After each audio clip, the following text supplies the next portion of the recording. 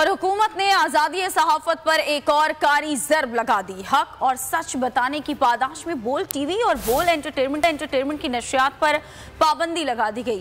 पैमरा की जानिब से बोल की नशियात बंद करने का हुक्मनामा भी जारी कर दिया गया।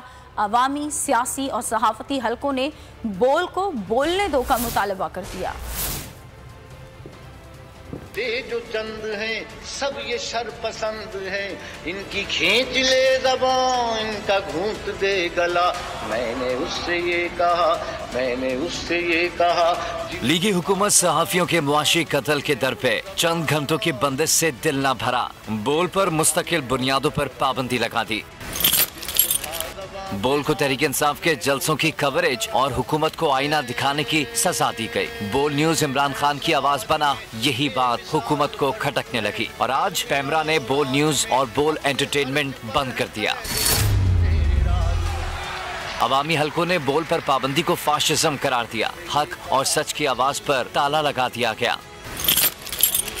लेकिन बोल झुकेगा नहीं, डरेगा नहीं। सच्चाई के बोल बोलता रहेगा। अवाम और तमाम सहाफती हलके मुतालबा कर रहे हैं, पाबंदी खत्म करो, बोल को बोलने दो।